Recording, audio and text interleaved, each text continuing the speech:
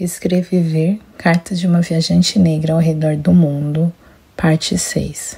Moçambique, terra que me viu nascer, o retorno. 17 de fevereiro de 2020, segunda-feira, na sala da casa de Fafá, Quelimane, Moçambique. Acredito que realmente é isso, nascer. Considero um renascimento após regressar para Moçambique e, por incrível que pareça, considero cada regresso uma nova experiência. A primeira vez, em 2016, foi uma forma de turismo, 20 dias. A segunda para trabalho, 1 ano, 2019. E agora a terceira, 2020, vivenciando como uma moçambicana diretamente de Quelimane, na província da Zambésia.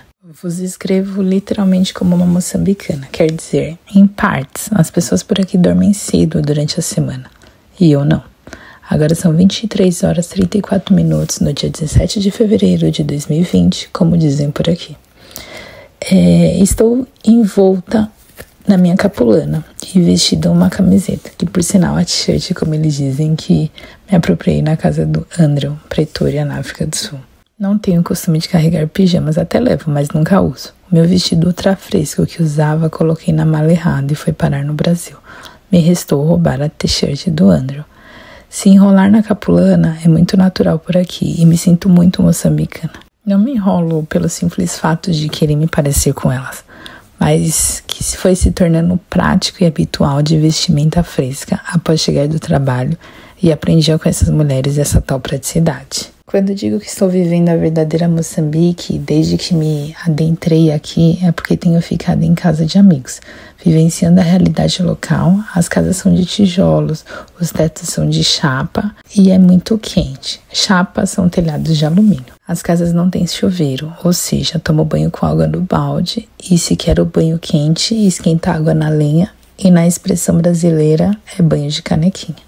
O meu maior desafio nesse percurso tem sido lavar o cabelo desse modo. É difícil. Descobri que algumas pessoas lavam no salão. Foi assim que eu fiz em Maputo e assim que irei fazer em Quelimane. Em Maputo, fui acolhida na galeria de arte do admirável e querido Raspiri, que me acolheu e me trouxe muito afeto em sua residência. Compartilhava meu conhecimento de turismo, planejamento financeiro, em troca de abrigo e afeto. Em Quelimane tenho presenciado debates políticos desde o diretor da universidade até do motorista. Muitas pessoas têm compartilhado a história do seu país, continente, de uma forma que eu não sabia. Me sinto um peixe fora d'água, porque essas histórias não nos foi contada na escola e muito menos tínhamos base do que e como buscar. Não me culpo, mas eu fico atenta em cada detalhe que me é contado, pelos mais velhos e mais novos. Tenho recordado do meu tempo de infância, de que admirava muito minha mãe e os adultos, e quando eles sabiam de tudo de ponta a ponta, até as palavras que achava mais rebuscadas. E pensava, será que quando eu crescesse iria conseguir saber palavras chiques? Será que quando eu crescer iria lembrar de todas essas histórias no mínimo detalhe? Essa sensação tem me perseguido. Ouvir cada história, eu fico ansiosa e com medo de esquecer o rigor de cada detalhe e acho que me perco por ficar nessa obrigatoriedade. Quero sair de cada conversa e contar ao mundo tudo o que nunca nos contaram antes. Que doido, não é mesmo?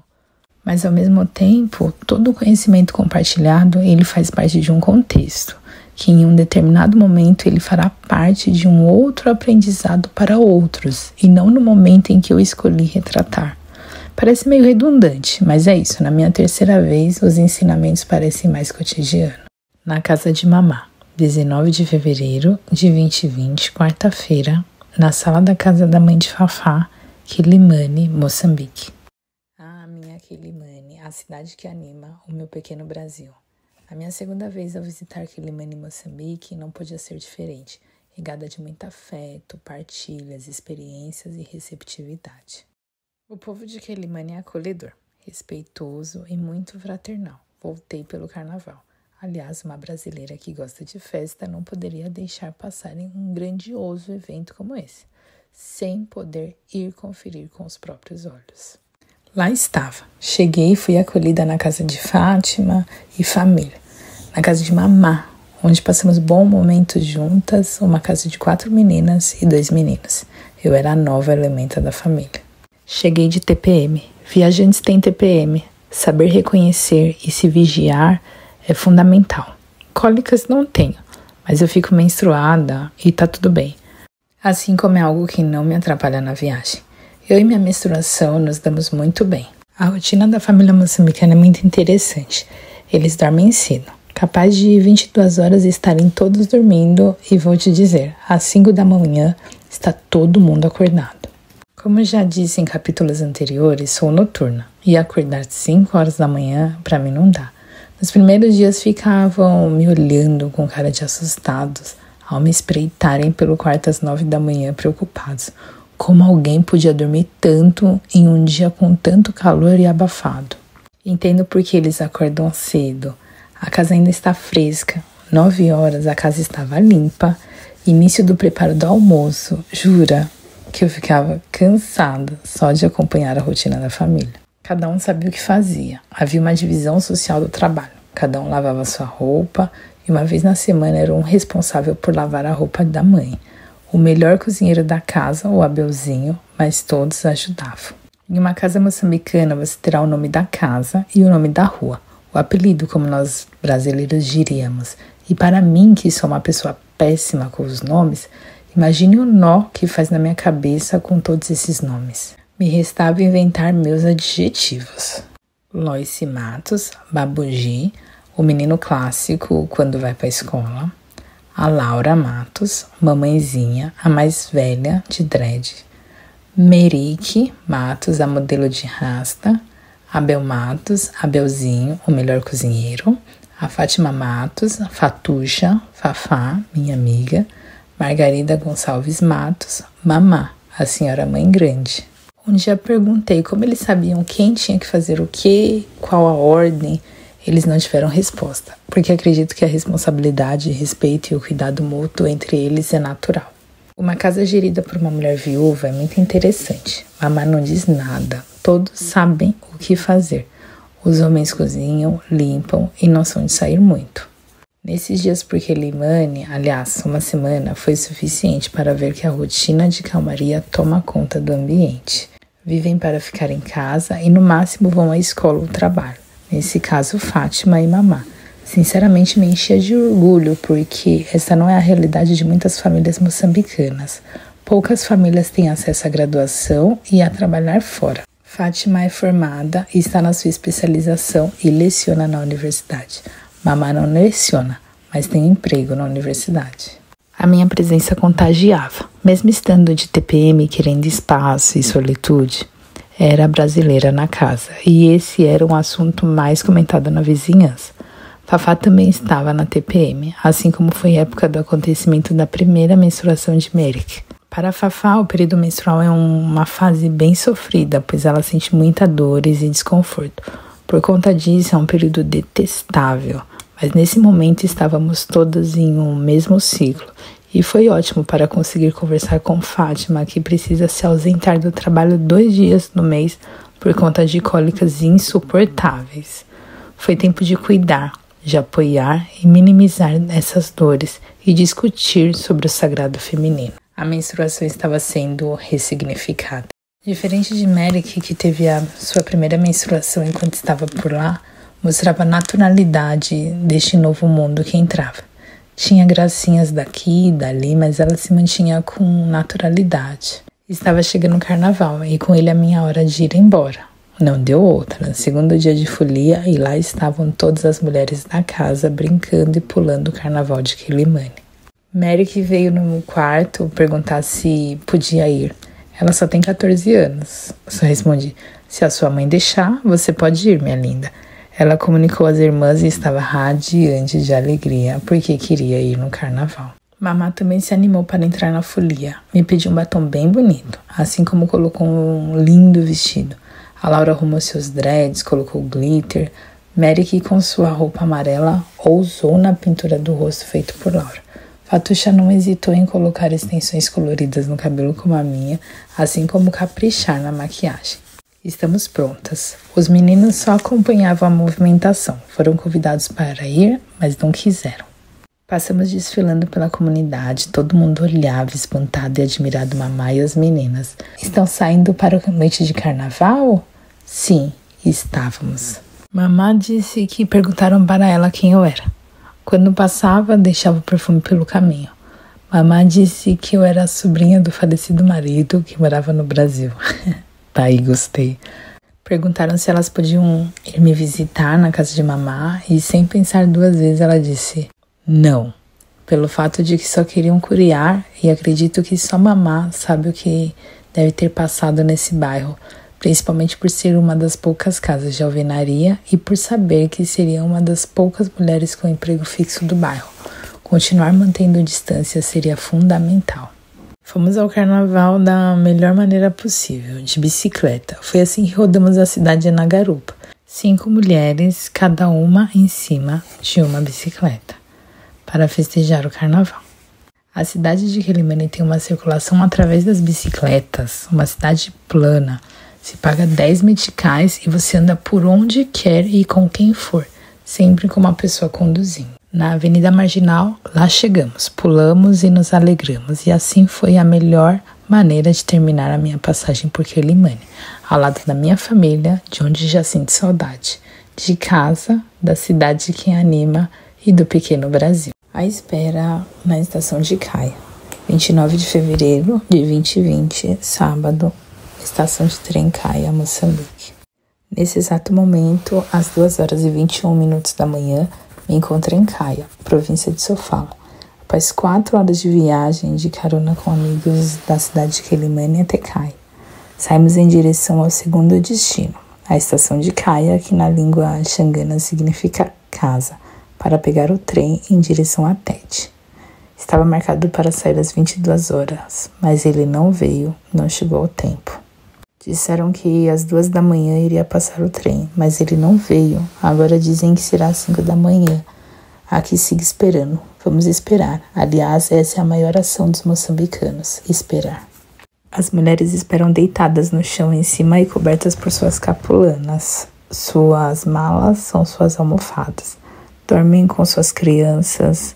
As mulheres se juntam todas, sempre muito próximas umas das outras e sempre juntos aos seus filhos. Parece que são todas amigas, mas não são. Esse ato é apenas o tal mulherismo africano.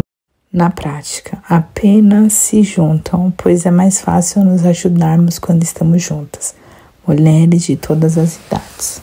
Existem muitos homens, por sinal. A maioria estão deitados próximo ao trilho do trem, para não perdê-lo. Deitam de qualquer jeito no chão e, obviamente, despreparados. Sem uma capulana para forrar, ao menos o chão para deitar, ou uma capulana para cobrir o corpo. Você consegue imaginar o que eu estou vivendo? Não tiro muitas fotos para não constranger as pessoas e por respeito. A música moçambicana de fundo dá um ar de vivacidade. Enquanto todos dormem, só queremos simplesmente chegar no nosso futuro destino. Nesse exato momento, sob os trilhos, passa um casal de jovens namorados, trazendo o ar da juventude amorosa das viagens de trem dos filmes de Hollywood. São poucas as pessoas que estão acordadas. Sou uma delas. Não porque tenho medo, e sim por ter dormido antes de chegar na estação de trem. Parece que só tem a mim de estrangeira na estação, a única mochileira, mas estou aberta para a aventura. Não estou só. Deus sempre tem estado comigo e não seria diferente nesse momento. O custódio, amigo de Fafá, está fazendo o mesmo destino. Aliás, foi ele que conseguiu articular a carona. Daqui conseguimos jantar uma sopa deliciosa, arroz com feijão, depois aconteceu um churrasco, até esperar às 2 da manhã, para a gente vir para a ferroviária, que o trem não veio. Estamos à espera do trem. Custódio está dormindo e eu observando e escrevendo cada movimento. Vida de viajante e a noite na ferroviária. Aproveitei esse dia para escrever o texto sobre o Dia Internacional da Mulher, que consequentemente viralizou. Deixo aqui o texto porque sabemos que o jornal se perde, as notícias sempre parecem ser antigas, mas esse livro não, ficará para sempre. Mulheres negras viajantes existem e resistem pelas estradas. 2 de março de 2020, segunda-feira, estação de trem de Caia, Moçambique. Aqui quem vos escreve é Rebeca Leteia, uma mulher negra, viajante e cidadã do mundo, que neste momento encontra-se na estação ferroviária de Caia, província de Sofala, Moçambique. Pensar em mulher negra viajante como forma de existência é praticamente impossível não conseguir retratar este cenário do qual estou vivendo, a ferroviária. Talvez você não saiba que Moçambique tem caminhos de ferro que ligam boa parte do país e que funcionam muito bem, seguros e confortáveis. Decidi encarar essa viagem de comboio. Comboio é como eles chamam um trem por aqui, para realmente ter essa experiência. As mulheres negras viajantes e sua existência no mundo é algo milenar. Tentarei contextualizar melhor sobre. Nesse exato momento, são quase 3 horas da manhã e adivinha, o trem que iria passar às 22 atrasou. A previsão de chegada é às 5 da manhã. A quantidade de mulheres me impressiona. Mulheres de todas as idades, todas as religiões, solteiras, casadas, divorciadas e as viajantes com filho. Engana-se quem pensa que as mulheres negras não viajam, ou que apenas viajam as que têm dinheiro. Seguiremos viagem juntas por mais de 10 horas para a cidade de Tete, Moçambique.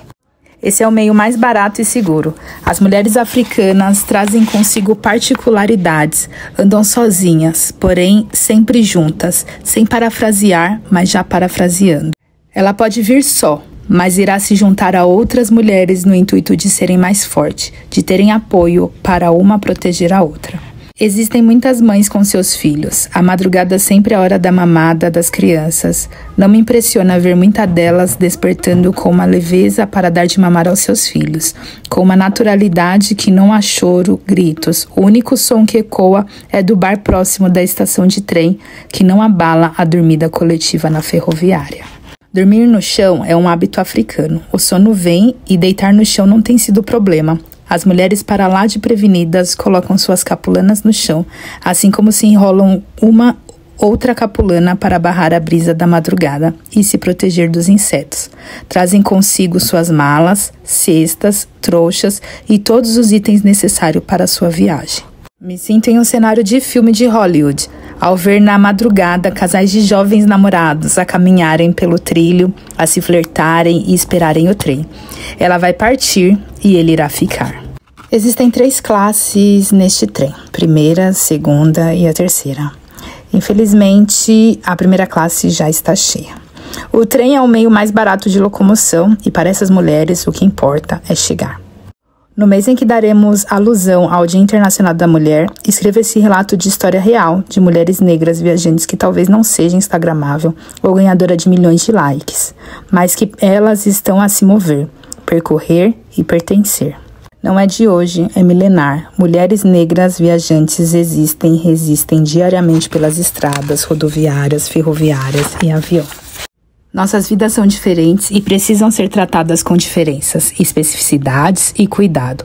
Por esses e outros motivos e por conhecer que a trajetória de mulheres negras tem seu diferencial, os países africanos e continente nomearam datas específicas para a mulher, além do dia 8 de março. São elas: 30 de janeiro, Dia da Mulher Guineense. Essa data homenageia Tinina Silá, que lutou ao lado de Amilcar Cabral pela independência da Guiné-Bissau. Ela foi morta em uma emboscada em 1973. Em sua homenagem e também a todas as outras mulheres negras que lutaram pela independência do país, o Dia Nacional da Mulher Guineense foi instituído em seu aniversário de morte. 2 de março, Dia da Mulher Angolana. Celebra-se o reconhecimento do papel das mulheres empenhadas na luta de resistência do povo angolano contra a ocupação colonial portuguesa. 7 de abril, Dia da Mulher Moçambicana. O aniversário de morte de Josina Machel, segunda esposa de Samora Machel. Primeiro presidente de Moçambique, comemora-se a data no país. Josina juntou-se à luta armada de libertação, ainda jovem e é considerada uma heroína em Moçambique. 25 de julho, Dia da Mulher Negra Latino-Americana e Caribenha. Essa é uma data que existe para rememorar a luta de mulheres negras latino-americanas e caribenhas em prol de uma sociedade mais justa. Além de ser um dia para relembrar a história de Teresa Benguela, líder quilombola e símbolo da resistência contra a escravidão. 31 de julho, Dia da Mulher Africana. Esse dia foi consagrado no ano de 1962 para a reflexão do papel da classe feminina da África na sociedade. 9 de agosto, Dia da Mulher Sul-Africana. O surgimento dessa data aconteceu no ano de 1956, quando mais de 20 mil mulheres sul-africanas de todos os pontos do país marcharam em direção ao Union Building, palácio presidencial em Pretória e sede do governo. Elas protestaram contra a extinção das leis que restringiam o movimento das mulheres. Nessa ferroviária são diversas histórias em um único cenário. E, consequentemente, aqui está sendo escrita a minha história de vida. Uma mulher negra, viajante, que resiste e que veio trabalhar como voluntária em Moçambique. Com uma mochila nas costas, vivenciando experiências em casas de famílias que sempre foram muito afetuosas e cuidadosas comigo. Agora preciso ir, porque o trem acaba de chegar e preciso embarcar. Embarque você também nessa viagem. Às vezes não entendemos o porquê. 9 de março de 2020, segunda-feira, no trem de Caia para Tete, Moçambique. Parece uma loucura. Ficar doente nunca foi o meu forte, e acho que o de ninguém. Pedi ajuda no final do ano passado, tive dores de ouvido, tratava e nada. Até que fui a uma intervenção médica na África do Sul, da qual fiquei 40 horas internada, e foi a minha primeira vez internada na vida. Quase 30 dias depois de retirarem um inseto que foi encontrado no meu ouvido, lá estava eu com dores de ouvido novamente. Começava a ficar desesperada, não queria que tudo voltasse novamente. Por horas, pensei em largar tudo e ir embora. Tinha certeza de que a minha infecção tinha sido maltratada. Era a única alternativa. Como poder me livrar dessa dor e voltar a escutar? Sentia na obrigação de não comunicar meus pais. A história do ouvido novamente eles não iam tolerar. Foi nessa hora que simplesmente tinha que juntar todos os meus conhecimentos e fazer isso valer. Aliás, quem é enfermeiro infectologista e acredita no poder das plantas? Olhei todos os meus remédios na bolsa, tinha um comprimido que ganhei, entre aspas, no hospital. Irei usá-los. Afinal, antibióticos foi o que mais ganhei dos especialistas e o que fiz o uso cauteloso e discutido com vários médicos.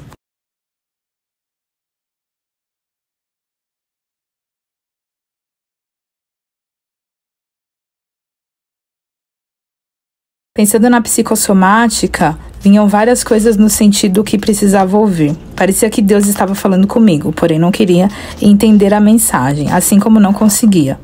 Quando supunha e perguntava, a chuva caía como sinal de aprovação. Era estranho, mas eram sinais já que os ouvidos não escutavam. Comecei a fazer meditação todos os dias por 30 minutos, me dedicava a ouvir o mantra da cura, também fazia compressas de água quente para minimizar a dor e poder ter na penetração, e a medicação tópica, chá de camomila e gengibre têm sido meus alívios, 2 vezes ao dia. Exceto quando estou no trem, como agora. Introduzo chá de camomila e gengibre no ouvido, na forma de acalmar e desinflamar as dores. Que os médicos otorrinos não leiam essa parte. Todas essas terapias auxiliavam. Na dúvida fazia, e quando um dia falhei uma medicação ou uma das terapias, o tratamento ia mal. Quando pensei em me silenciar com a minha enfermidade, a médica otorrinolaringologista e amiga Karina Brunetti me mandou uma mensagem para saber como estava. Não neguei e escrevi. Vou escrever e mandando assim não perco. Olha, como as coisas são. Meu ouvido voltou a doer, acho que é a infecção não tratada. Porém, tenho pensado muito sobre o que Deus quer me dizer, que eu não estou ouvindo, o que vai além de ouvir. Enfim, parece loucura, mas tem algo aí para ser revelado. E por via das dúvidas, já voltei com meus remédios para pingar no ouvido, o Cipro, e o outro comecei ontem, mas acho que preciso de 3 dias para começar o efeito. Iniciei a amoxicilina clavulanato oral. Meditação também, vai que... Dessa vez tenho mais dor que, por sinal, bem irritante mesmo, mas enfim, tempo de introspecção. Karina, sempre solícita e muito preocupada, não hesitou em me dar dicas sobre o que fazer nessa situação em que eu estava tendo uma consulta à distância. Após esperar o trem por 10 horas e viajar por mais 10 horas até chegar à província de Tete, uma viagem que me custaria 10 horas, me custou o dobro. Queremos explicações e das experiências reais aprendidas nessa minha jornada, uma delas foi a paciência e tentar entender todos os sinais. Há relatos de que um comboio, trem, caiu na estrada. Outros dizem que o nosso comboio está quebrado. São muitas histórias que só escuto, não questiono muito, apenas sigo o fluxo. O comboio na segunda classe tem cama. Eu tinha uma cama dividida em um quarto com mais 4 mulheres. Um homem marido de uma delas, mas que passava desapercebido fácil. Fiz um autoteste de audição na ferroviária ao tentar escutar via fone de ouvido e, para minha infelicidade, eu não consegui escutar quase nada, apenas no volume máximo, escutando bem pouquinho. Senti medo, desespero, mas vinha a lembrança de que da outra vez queria arrancar o ouvido. Dessa sinto dor e incômodo. Nos últimos testes e na ressonância magnética feita na África do Sul tinha dado normal. Seria muita tragédia em pouco tempo de um pior acontecer. Repousei no trem, dormia, meditava e conversava com Deus. Já estava tão desgastada com o ouvido que tocar nele já sentia dor de tão sensível que ele se encontrava. Deixe estar. Mesmo assim, ainda tentava. No final da tarde, ao admirar os emboeiros, baobá, pela estrada, um líquido começou a sair do meu ouvido. Era um sinal, só podia. Era a pulse que saía. Busquei uma camiseta, a camiseta do André, da África do Sul, e comecei a tirar todos os pus do meu ouvido. Parecia não ter fim. Limpei, e eis que estava ouvindo novamente. A estrada cura, e penso que todo esse processo de espera, problemas ou caos com o comboio era um presságio para que parasse um pouco e pudesse melhorar. Se eu não parei por bem, parei através do comboio, através do transporte público. Mesmo melhorando, o tratamento irei continuar. Farei meus antibióticos até completar 14 dias e a meditação será 22 dias. Sou grata por poder conhecer meu corpo, por poder tentar conversar comigo, mesmo sendo muito teimosa. Obrigada a Deus. Mesmo longe, estamos perto.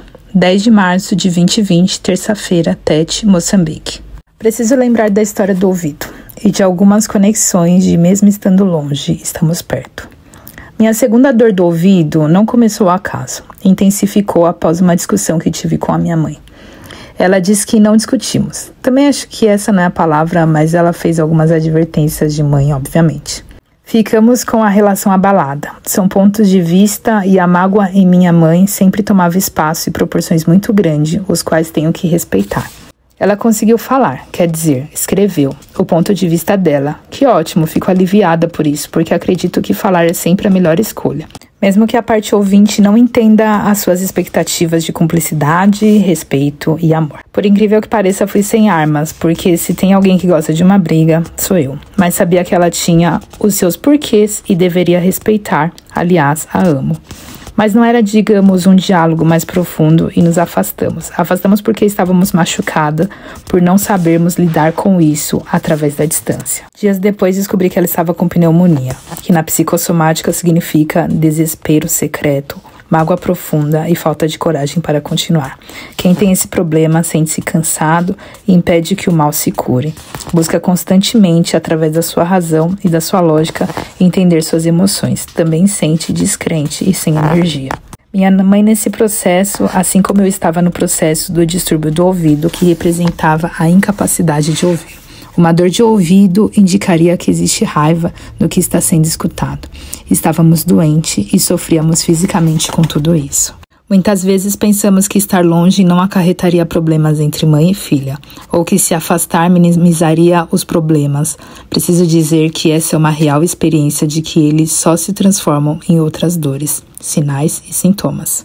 Malawi, 12 de março de 2020, quinta-feira, Chikawa, Malawi. Para ser sincera, estou bem desmotivada. Malawi tem sido muito difícil para mim, definitivamente. Mas enfim, vamos que vamos. Hoje, olhei uma foto minha de 3 anos atrás e percebi que emagreci horrores e me achava mais linda do que estou agora. Não tenho me adaptado à comida, ela desce, mas não sustenta. Tenho um furo no estômago que parece que não sacia. A comida não tem rigor nutricional. E como disseram, eles comem para sobreviver. Almoço shima, couve e uma proteína, peixe, frango ou ovo. Parei de comer a tal mistura como chamamos no Brasil. Não tem gosto, não tem sabor, é sobrevivência. Nem a comida dos restaurantes tem sabor. Definitivamente, Malawi não é para a gastronomia. Tirei essa semana para uma cura. Vou sair da cidade que estou vivendo, Chikawa, e irei a Blantyre. Irei cozinhar minha comida, quero ficar sozinha. Aluguei um quarto pelo Airbnb, depois contarei mais detalhes dessa outra história. Não tem sido fácil a minha adaptação nesse lugar. Nada tem me feito gostar daqui. Me esforço, tento. Não é o pior lugar do mundo, simplesmente não me apaixonei. Não esperava muito daqui. Imaginava que seria difícil, está sendo. Hoje consegui chorar. Algo que não faço há um bom tempo. Para mim tem sido de um jeito que não sei explicar. Estou contando as horas para ir embora. Talvez esteja sendo ingrata, porque não há nada de tão grave. Me tratam muito bem, me respeitam, cuidam de mim, não sofri nenhum assédio. Fico pensando o que me faz querer não estar por aqui. A única resposta que encontro é que é pesado conviver com a miséria. Segundo os dados mundiais, há 50% das pessoas vivendo abaixo da linha da pobreza. É considerar que uma outra parte vive um pouco acima dessa linha. Conseguir desabafar com alguém tem sido difícil, porque os pensamentos não estão organizados e pareço simplesmente uma garota mimada. Minha mãe dirá, volta, ainda não sei por que você está fazendo isso, você não precisa disso. Às vezes acho que ela tem razão. Penso em abandonar a atividade na cidade que estou e seguir viagem, mas me acharia uma covarde em fazer isso. Obviamente também tenho que me sentir bem, e nesse momento não estou bem. Ao mesmo tempo, penso que só faltam 13 dias para acabar tudo isso. E desses 6 dias, irei estar viajando pelo Lago Malawi, em um lugar incrível para relaxar e pensar que tudo isso não passa de uma noite mal dormida. Vai entender, quer dizer, fico sem entender muitas coisas e a lamentar tudo isso. Rebeldia. 13 de março de 2020, sexta-feira, Chikawa, Malawi. Ontem, a cozinheira da casa de 19 aninhos ouve um sermão do chefe da casa porque ela não quer comer. Se em uma semana não consigo comer, imagine uma mocinha aos seus 19 anos comendo a mesma comida há tanto tempo. Presenciei a conversa, entre aspas, dos cuidadores, mesmo não entendendo muito, mas era muito duro e muito explícito porque todo mundo da casa e os vizinhos ouviam a advertência que davam nela e ela calada, olhando para baixo. Não havia gritos, apenas conselhos duros. Você tem que comer. Me colocaram no meio da conversa do tipo, você, enfermeira, o que acontece se a pessoa não come? Eu disse, se não come, algum motivo tem. Podemos pensar junto a causa do não comer. São tantos fatores, ninguém queria conversar sobre. E fui forçada à pergunta, se a pessoa não come, o que acontece? Estava no jogo, e deveria responder o que eles queriam ouvir, e não filosofar. Em meio a tanta discussão, pensava, ela tem o poder nas mãos. Ela pode ter a ideia de mudar a comida, mas a ensinaram a fazer apenas estes pratos. Ela nunca saiu dali para saber outros sabores, outras comidas. O cardápio diário é fufu, uma verdura cozida, arroz e feijão. Raras às vezes, o feijão. Se tivermos a sorte, teremos uma mistura que pode ser peixe, que é bem pequenininho, que uma mordida é espinho, carne de terceira, ovo ou frango. A ordem da comida pode variar, mas não exija mais que isso dos pratos. Agora vamos ao tempero, quer dizer, o não tempero, não colocam sal e esqueça cebola frita e alho. Essa menina nunca conversa muito com as pessoas da casa, sempre vejo ela como uma serviçal, pra lá de explorada. Acho que ela encontrou na greve de fome uma forma de se rebelar. Ela precisa de atenção, precisa de cuidado, precisa aprender mais. Talvez a cuidadora principal deveria ser menos dura e cuidar mais dessas adolescentes em transformação. Ontem queria abraçá-la, mas me poupei de ficar naquela conversa de humilhação da garota. Me levantei e me retirei. Isso fez com que eles parassem de ficar falando a mesma coisa por bastante tempo, mesmo eu não entendendo muita coisa. Por 2 noites pedi para cozinhar. Ensinei a fazer suco, fizemos suco de maracujá, eles nunca experimentaram maracujá. Ensinei a fazer uma limonada, eles nunca tinham bebido uma, amaram. Fiz um guacamole, que por sinal pedi para que a tal mocinha experimentasse no meio da discussão familiar. Ela comeu, lambeu o prato com direito a beber a limonada. O que podia fazer era recolher o prato dela como uma forma de gratidão por me fazer diariamente a comida. Preparei bolinho de chuva. Aliás, tínhamos uma aniversariante na casa, a Amor. O nome dela é esse mesmo, Amor. A mocinha também comeu o bolinho de chuva e celebramos o seu aniversário com toda a família. Trouxemos sabor à mesa, quer dizer, ao chão. Comemos no chão, assim como a dona da casa, ao ser perguntada pelo marido sobre quem preparou a comida, ela não hesitou em dizer que foi ela. E não neguei. Aliás, ela é a dona da casa e ela quer e precisa de todo o mérito. Por mais que em diversas vezes ela recusasse minha ajuda na cozinha, porque ela não tinha tempo para cozinhar comigo. Cozinhei, me apoiei nos adolescentes da casa que estavam loucos para aprender algo novo. Talvez não tenha conseguido comer a comida, pois ela tinha passado muita dor para sua culinária. Sei que tenho uma missão com essa menina, que nem o nome dela eu sei. Assim como considero abertura com o dono da casa de poder compartilhar o meu ponto de vista sobre o assunto, na certeza de que ele me escuta. Ela precisa de um colo e de ajuda. Enquanto eu estiver aqui, vou protegê-la. Minha sogra morreu, 14 de março de 2020, sábado, Blantyre, Malawi.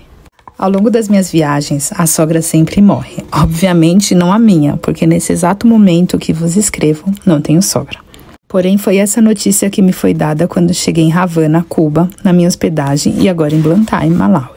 Cuba era a minha viagem dos sonhos. Aliás, não é todo aniversário que se viaja para celebrar os 30 anos. Em Cuba, para mim, sempre foi interessante o que hoje chamamos de Airbnb. A população de lá já praticava há longos anos. Hospedar pessoas na sua casa como melhoria de renda. O mais interessante foi que em uma viagem de avião para Tocantins, indo ao Jalapão, um comissário de bordo, na conversa de corredor dentro do avião, me passou o contato de alguém que poderia me hospedar por lá. Indicações são sempre bem-vindas. E quem imaginaria receber uma sugestão de hospedagem nesse país? E sabe-se lá como essa conversa aconteceu.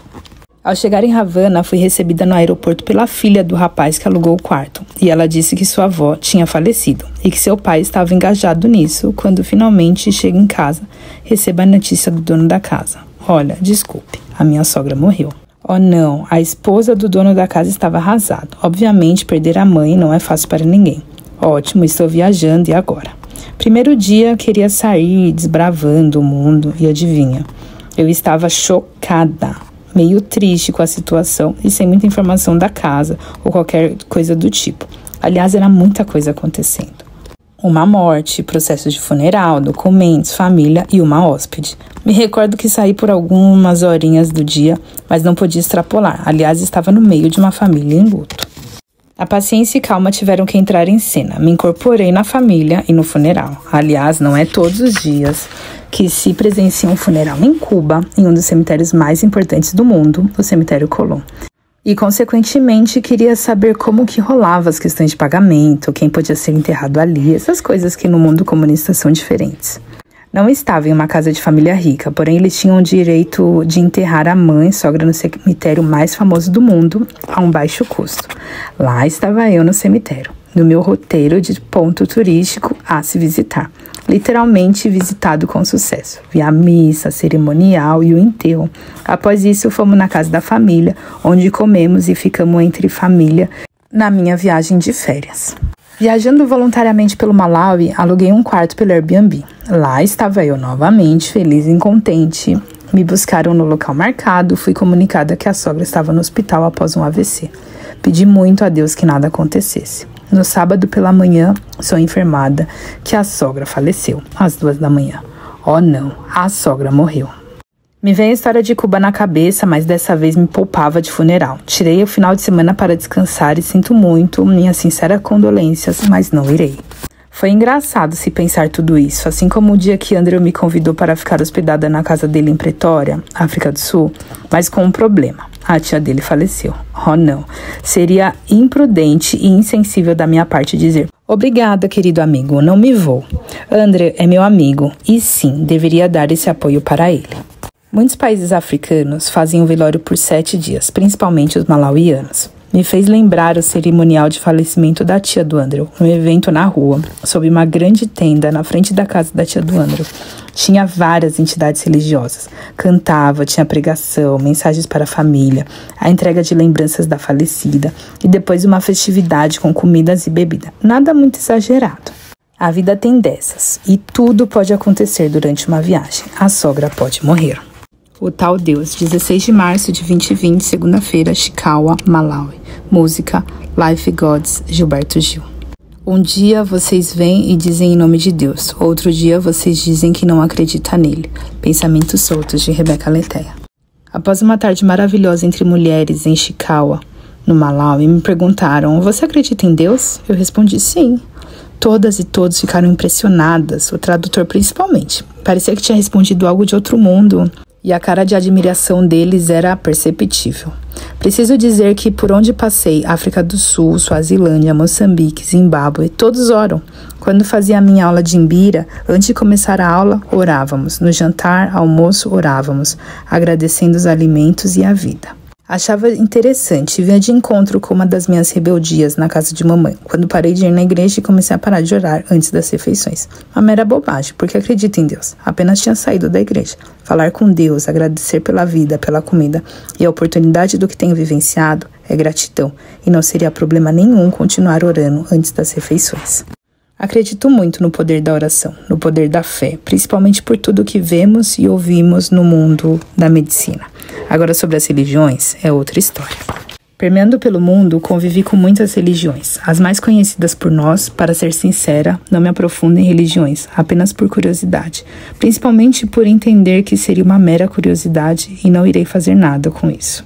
As religiões são fascinantes. Elas movem massas, pessoas, fé e corações. E por incrível que pareça, respeito as escolhas e acredito que todas têm consigo parte da verdade. Então não dá para dizer qual é certa e qual é errada. Apenas considero violento dizerem qual é verdadeira e qual não é. Todos cultuam uma divindade superior. E essa divindade é a mesma, só muda a maneira pela qual chamamos Deus.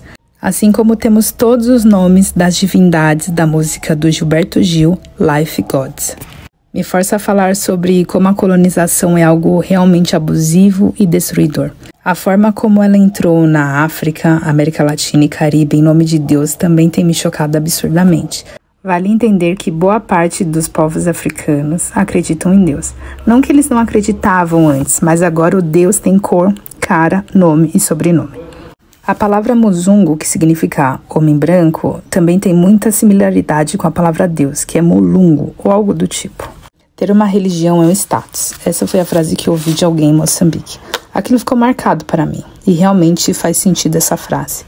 Por incrível que pareça, nunca me convidaram para ir para a igreja. Me convidei por diversas vezes, mas na hora de ir, ninguém aparecia para irmos. Tinha sempre desculpas. Um dia, pedi para a segurança de casa que ouvia músicas evangélicas nas alturas, às 2 da manhã, para me levar com ela à igreja. Não deu outra, ela me levou. Aliás, ela queria uma carona para ir embora. E fomos juntas. Logo após ela sair do serviço. Uma igreja evangélica. Falavam a língua local sena. Todos de capulanas, crianças e adultos cantando e dançando. Era muito bonito de se ver. Mas tem uma coisa que não gosto, é a apresentação em públicos inesperada. E assim foi como me receberam na igreja. Diziam que era a irmã Rebeca e tinha ido em missão de igreja para lá. Óbvio que era mentira, nem me conheciam e fizeram da minha ida um espetáculo. Vivia na cidade, estava apenas visitando a igreja. Pediram para orar e abençoar a igreja. Sinceramente, extrapolaram. Nem preciso dizer que nunca mais voltei. A comunidade LGBTQ+, são frequentadoras da igreja, e principalmente das festividades como Páscoa e Natal. Costumam frequentar mais a católica, sendo-se mais integradas. Pensar religiões e ver como as religiões têm sido parte de uma colonização neopentecostal brutal, que assusta pelo simples fato do nome de Deus ser distorcido e ter tido aproveitadores. Hoje não é fácil se abrir uma igreja. Caso quisesse, precisa de uma assinatura de mais de 1.000 pessoas e várias outras coisas. Não quero entrar nesse assunto porque cada um prestará conta do que faz nessa vida. Os Muzungos, as pessoas brancas, retornaram à África não acreditando em Deus. Consegue imaginar o quão louco é se pensar que eles vieram, colonizaram e se diziam em nome de Deus. Hoje vêm e dizem não acreditar nesse Deus que anos atrás eles pregavam e falavam sobre. Destruíram e abominaram as religiões de matrizes africanas, os saberes ancestrais dizendo ser coisa do demônio, e adivinha, hoje dizem que Deus não existe. A difícil missão da solitude em África, 19 de março de 2020, quinta-feira, Cape Maclear, Lago Malawi, Malawi. Após 3 meses viajando e estando sozinha para conseguir organizar tudo que estava vivenciando, foram 10 cidades: Johannesburgo, Cape Town, Pretória, Maputo, Quelimane, Kaya, Tete, Kawa Blantyre e Cape Maclear. 3 países: África do Sul, Moçambique e Malawi. Por incrível que pareça, já tinha dito que nunca mais iria viajar por vários países na mesma viagem, mas sempre esqueço isso. São muitas informações para serem absorvidas. Mudar de país é imergir em outra cultura. E não dar atenção devida para toda aquela nova experiência é como se tivesse preparado um bolo, sentido o cheiro, deixar o bolo esfriar para comer e não comer. Consegue entender? Mas é isso. Bom, precisava ficar só. E acho que isso me fazia não conseguir imergir no Malawi como deveria. Cheguei no Malawi, era uma quarta-feira. Iniciaria um trabalho voluntário na quinta. Trabalharia na sexta pela manhã e de tarde já iria partir para uma viagem com os amigos. Oi, amigos no Malawi? Logo de cara? Sim, sou assim. Reativam os contatos e nesse contato foi com a Gorete, uma ruandense que no período do genocídio Tutsi, o que aconteceu em Ruanda entre 7 e 15 de julho de 1994, durante a Guerra Civil de Ruanda, perdeu seus pais e sobreviveu com seus irmãos.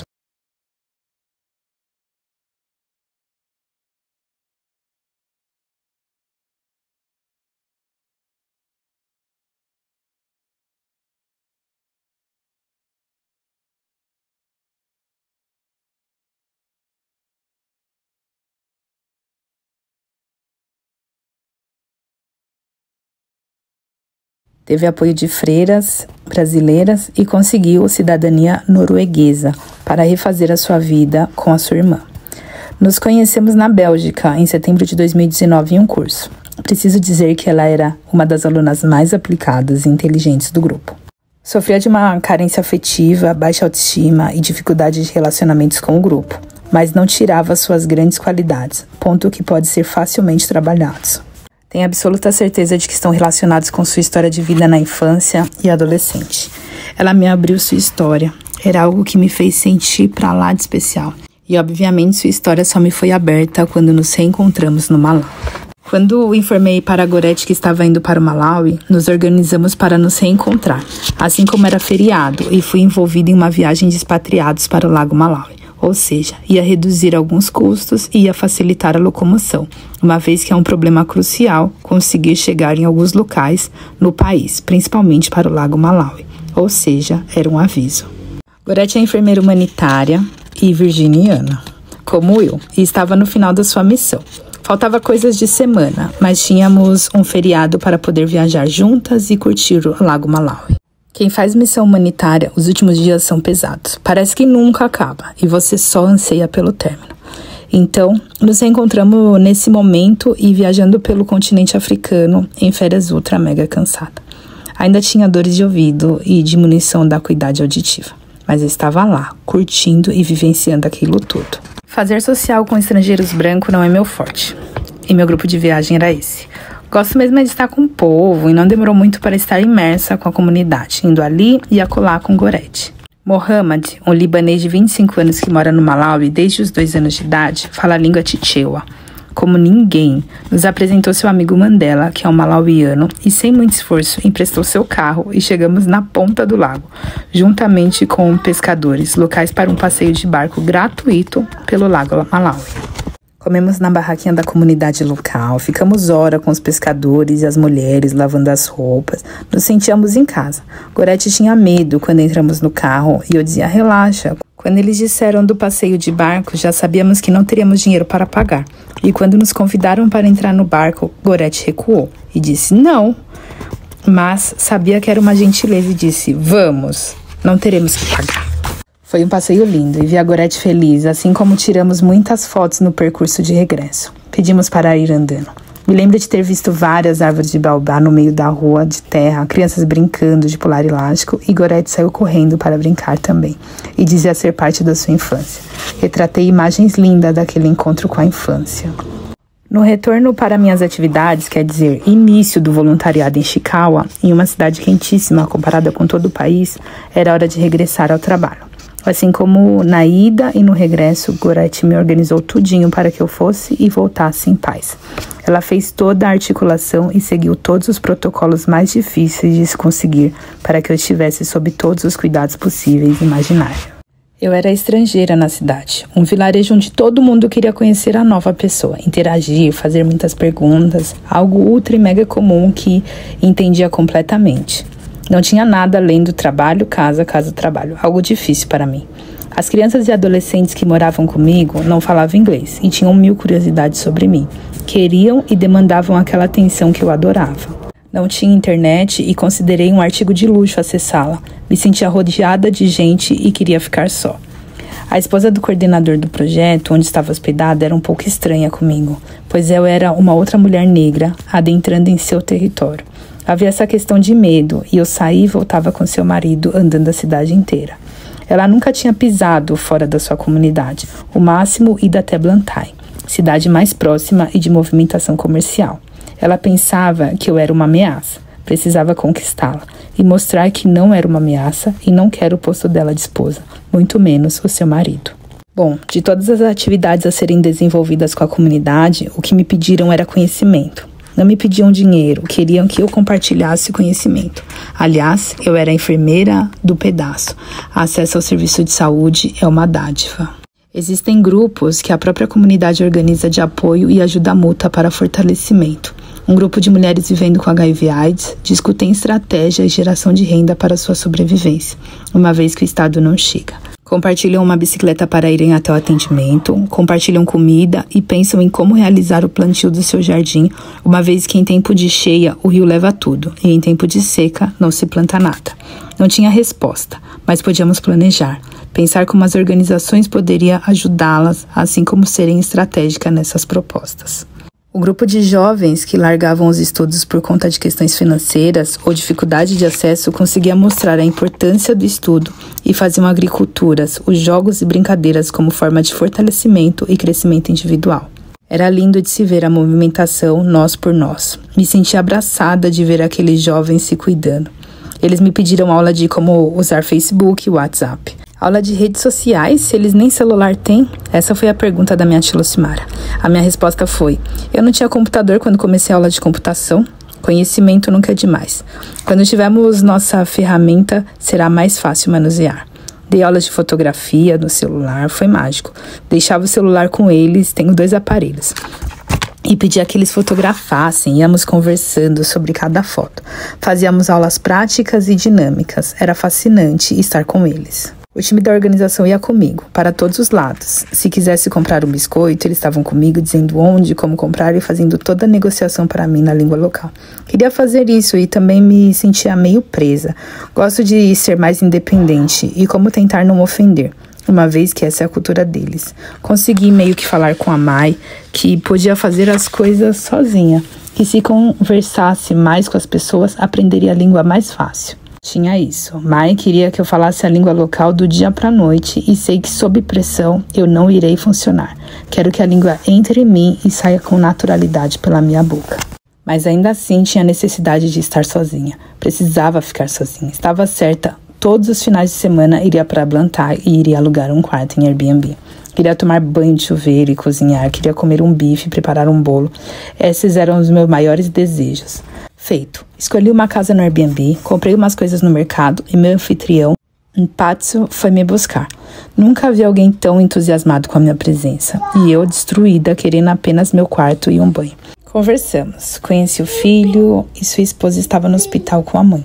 Após todas as honras da casa e ser apresentada a casa e conversas, pedi para me retirar para ir ao quarto descansar. A porta do quarto foi batida 5 vezes em 2 horas. Não. Me diga que isso não está acontecendo. Só queria ficar a sós. Não era só bater na porta e responder. Eles exigiam que eu abrisse a porta e conversássemos. Quando fui tomar banho, não tinha chuveiro e precisava tomar banho de canequinha. Meu plano estava indo de água abaixo. Queria privacidade, queria ficar sozinha em um banho de chuveiro. Chorei muito nessa noite, tentando entender tudo aquilo que estava vivendo no Malawi. Por qual motivo ainda não estava apaixonada. Era a primeira hóspede da casa. Isso fazia muito sentido deles quererem me paparicar por diversas vezes. Ia em show de reggae, que seria um super show do país. E era perto de casa. O telefone tocava me chamando para ir, mas eu não conseguia acordar e ter vontade de ir. Precisava dormir e ficar no meu canto. Malawi, o país do coração quente. 27 de março de 2020, sexta-feira, Lilongwe, Malawi. Pelo domingo de manhã, tinha combinado com o MD, o rapaz que nos conhecemos no Lago Malawi, para irmos ao Monte Mulanje. Foi mágico, foi lindo. Ali parecia que começava a acender um amor. A estrada era linda, cheia de plantações de chás, a montanha ao fundo. Fomos na cachoeira, assim como víamos muito malauianas e crianças transportando quilos de madeira na cabeça. Pedi para fazer uma vez e andei 20 metros. É extremamente pesado e precisa de um equilíbrio. Não queria estar na pele daquelas pessoas. Conversávamos das nossas vidas, nossos problemas familiares e sobre os nossos sonhos. MD é uma pessoa maravilhosa, tanto por dentro como por fora. Super respeitador. Ele estava comigo como um grande amigo e ele realmente queria alguém para que pudesse conversar e dividir suas dores. Ele vive no Malawi desde os 2 anos de idade, fala a língua local como ninguém e é super respeitador com as pessoas negras e os malauianos. MD me contava que o seu pai não o deixa viajar pelo país, sempre dizendo coisas más sobre as pessoas, e MD foge de casa e sempre vai onde o pai diz para não ir. Conversamos sobre esse preconceito que o pai dele introjeta neles e essa questão relacionada ao racismo por parte do pai. Foi muito interessante. MD é novo, na faixa de uns 25 anos, mas de um coração gigante.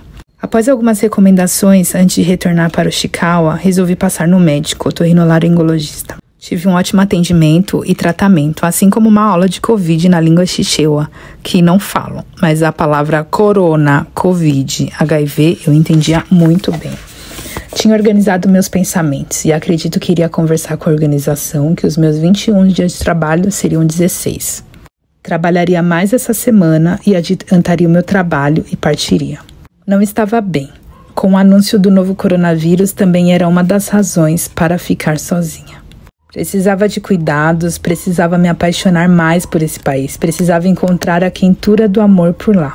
Os malauianos realmente são pessoas muito amáveis e muito difícil você vê-los brigando ou fazendo, como chamamos de barraco. Por um lado bom, outro ruim, mas não me vem ao caso, me faltava algo e no meu último final de semana no país tive a honra de encontrar pessoas malauianas maravilhosas que me hospedaram no meu último final de semana. Martin e sua irmã, assim como me despedir da Gorete, que retornaria para casa depois de um ano de trabalho.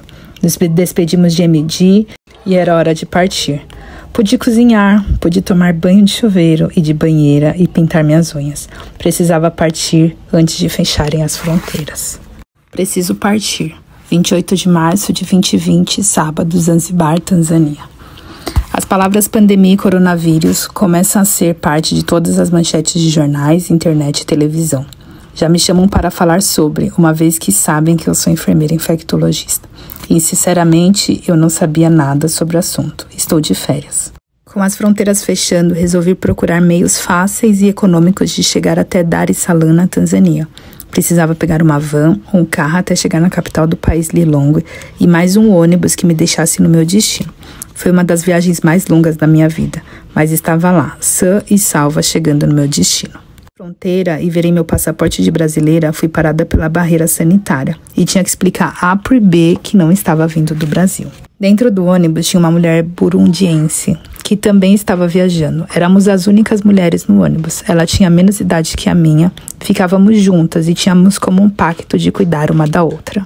Os malauianos são muito cuidadosos e tranquilos dentro do território malaui. Não encontraríamos problemas, mas é sempre bom ter pactos com alguém para que nos cuide. A moça é viajante como eu. Era a primeira vez que ela tinha viajado sozinha e estava no Malawi visitando alguns amigos. Amo encontrar mulheres africanas viajantes. Acho tão livre esse rompimento de querer e poder. Na fronteira, enquanto estava na barreira sanitária, trocar dinheiro para entrar na Tanzânia era obrigatório. Evito trocar dinheiro na fronteira, pois sei que é uma roubada. Dito e feito, minha nova amiga estava sozinha, entregou o dinheiro para trocar e o rapaz nunca mais voltou. Viajar sozinha tem suas vulnerabilidades e precisa estar atenta a cada segundo. Uma gentileza não é apenas uma gentileza. As pessoas irão te cobrar. Na divisa com Malawi, a pedir uma caneta emprestada, um rapaz me cobrou por aquilo. Assim como quando a polícia retirou minha bolsa para revistar e pedir para que eu retirasse todas as sacolas de plástico, pois é, um país onde é proibida a utilização de sacolas plásticas. O rapaz do ônibus que carregou a minha mala me cobrou por isso. Me cobraram por esperar, por me fazer companhia junto com o policial. A minha sorte foi que tinha uns dinheiro malauiano e foi o que dei. Não gostaram, mas era o que eu tinha e fui-me embora. Corria contra o tempo e contra a tal pandemia. Só queria ir para Zanzibar, curtir a minha solitude, ficar só, dormir, descansar, relaxar. Fazia parte de mim naquele paraíso. Queria ficar fora de todas as notícias sobre o tal pandemia. Me via sozinha enquanto viajante e as pessoas demandavam mais da minha ajuda. Ser turista é completamente diferente de viajante. Sou viajante, aquela pessoa que viaja com e sem destino e que tem o dinheiro contado para viver durante a sua viagem. A cidade tinha impactos fortíssimos de todos os bloqueios de aeroportos e a redução de turista. Trazia das pessoas pedido de ajuda e socorro para isso. Iria ficar na casa da família de um guia, ou seja, não iria pagar hospedagem. Era uma casa com 3 mulheres, um homem e 2 crianças. Quando eu entrei na casa e vi 3 mulheres cobertas do pés à cabeça por conta da religião, sabia que não poderia ficar ali. Sabia que o meu dinheiro era pouco, que ia ajudar muito aquela hospedagem, mas não poderia trazer choque de cultura. Eu estava de calças, não estava coberta, ia colocar um vestido curto, iria para a praia, algo que não seria bem visto entre elas. Não tardei em conversar com meu colega, que me ofereceu abrigo em um ótimo quarto, de que não ficaria na casa da família dele. Queria liberdade e não queria ter choque cultural. Ele entendeu completamente. Nessa mesma altura, assim como o assunto Covid-19 dominava o mundo, o preço do dólar subia absurdamente e via meu orçamento, que era X, virar metade sem ao menos usar. Estava no melhor lugar, no pior momento. O Renato Carneiro, um grande amigo baiano que também estava em territórios africanos, me liga perguntando por onde estou, se tenho comida e se tenho um plano de evacuação. Assim como a Fernanda, uma amiga que estava vivendo na África do Sul desesperada, se fica ou vai embora. Nesse momento, me desesperei. Eram sinais e avisos de que eu precisava regressar ao Brasil. Contactei o consulado, que me respondeu muito prontamente às 23 horas, quando tentava organizar os meus pensamentos. Tinha um dinheiro para ficar mais 3 meses e era o valor da passagem de retorno, e não sabia onde iria parar o dólar. Era arriscar, ir ou ficar. Recebia ligações de trabalho dizendo que seria uma ótima profissional para atuar na pandemia no Brasil. Afinal de contas, tenho experiência com surtos e emergências. No meu ano sabático de férias, bora retornar às atividades normais. Se é para o bem da nação, Brasil, eu volto. Após tomar essa decisão, meu ouvido, ainda que se encontrava fechado e doía bem pouco, se abriu completamente e não sentia mais dores. Precisava ouvir os sinais que negligenciava por dias. As reais transformações que as viagens proporcionaram na minha vida. 30 de março de 2020, segunda-feira. No avião, retornando da Etiópia para o Brasil. Escuto muitas pessoas dizerem que depois de viajar, as suas vidas mudaram. Eu sempre me pergunto, quais mudanças? Obviamente, não querendo mensurar, mas fazer entender quais transformações reais que as viagens ou a viagem proporcionaram na sua vida. E neste caso, vou dizer um pouco da minha. A resposta clássica de dar mais valor à vida, saber que tem muitas pessoas que sofrem muito mais que nós, entre outras, não me são suficiente. Gosto de materializar e me forçar a pensar além de tudo isso, o que talvez essa resposta faça sentido na primeira viagem. E, obviamente, um contexto de pobreza. No meu processo de transformação pessoal, aprendi e tenho aprendido diariamente, mas vou deixar aqui 14 coisas que aprendi viajando. Aprendi a aceitar todas as comidas e bebidas que me são oferecidas. Recebê-las é uma forma de respeito. Eu não bebo café, já faz anos, não gosto do sabor. Em 2006, viajando por Minas Gerais, conhecendo acampamento de pessoas sem terra, a bebida principal de boas-vindas era um bom copo, bem grande, de café. Eu juro que eu queria cavar um buraco e que durante o dia eu iria visitar muitas famílias e seria recebida com café. Quer dizer, chafé. Nessa situação, beber ou não beber? Eu bebia. Os meus pseudos luxos alimentícios e não gostar de polenta ou angu de minha mãe e avó foi perceptível ao decorrer dos anos, que não passava de negação histórica, acompanhada pela doutrinação dos colonizadores a odiar nossas histórias e não querer comer polenta de mamãe. Hoje, nada mais é que a shima ou o famoso fufu, o prato mais comum do continente africano, e que são servidos como banquete, assim como o quiabo, que para mim, na atual conjuntura, tem muito sabor e eu como até lamber o prato. A antiga comida deixada no prato, como a cebola ou pimentão, tem gostos incríveis, nunca sentido antes, ao longo de mais de 30 anos da minha vida. Aprendi a receber o melhor banquete que me for servido. Me sentia muito desconfortável em ser convidada para ir em alguma casa e me oferecerem sua melhor comida, talvez a melhor de suas vidas, por me acharem, entre aspas, especial, mesmo eu me sentindo como eles. Nessas visitas ficaria muito feliz se não tivesse todo um banquete e toda a preparação por conta da minha ilustre presença, entre aspas. Se sacrificariam para colocar a tal mistura na mesa, o que eu mais queria era a companhia e o prazer de ter sido recebida naquele lar. Se não tiver o que comer, está tudo bem, não se sacrifique por mim. Mas não oferecer nada ou oferecer algo simples é um insulto. Me lembro andando pelas ruas de Kulob, no Tajiquistão, uma senhora me convidou para entrar em sua casa. Ela fazia sinal de comida, eu entrei. Pelo carinho e pelo convite feito. Eu não falava tajique, muito menos russo, e ela não falava inglês. Mas eu entendi o convite. Uma senhora viúva que trabalhava com a limpeza de casas. Parecia um grande evento a minha visita em sua casa. A doutora, a estrangeira, uma casa, entre aspas, simples. Como tentava me dizer a todo momento. Ajudei a cozinhar, cortar batatas, tudo no chão. E ela me preparou a sua carne. Eu não comia carne. Tive que comer. Para muitos países, a carne é um prato principal. Aprendi que muitas vezes damos valor à estrutura física da casa, assim como sua decoração. Tudo tem que estar perfeito para receber uma visita.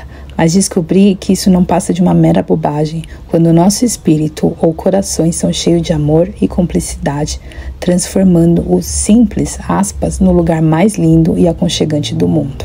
Aprendi a respeitar culturas, sim, essas mesmas que muitas vezes nós viajantes sempre estamos comparando com a nossa e nunca entendemos seu contexto e sua história. Como, por exemplo, ter que cobrir os ombros, minha cabeça ou os meus joelhos ou amarrar uma capulana na cintura para adentrar em repartições públicas. Para alguns é bobagem ou muito conservador, mas quem sou eu para dizer quem está certo, quem está errado? Aprendi a entender o tempo, que o meu tempo não é o tempo do outro, que os processos de mudanças têm seu tempo e seu caminho a ser percorrido.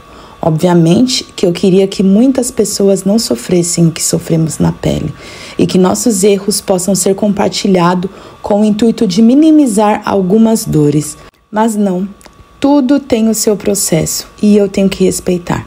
Cada país, cada cultura tem o seu tempo para se transformar. Aprendi também que não sou a dona da razão e que não tenho todo o conhecimento do mundo, que cada dia que passa aprendo muitas coisas novas. Aprendo que ouvir, me calar é, acima de tudo, a melhor coisa que eu tenho a fazer. Eu venho de um país que tem muitas mudanças a serem feitas. Assim como não devo considerar que as leis do meu país sejam parte das leis de onde percorro. Aprendi que não é o dinheiro que me abre as portas, mesmo a maioria dos países pelos quais passei sendo corruptos, o que me abre as portas é a educação e o respeito. Bom dia, boa tarde, boa noite, por favor, obrigado.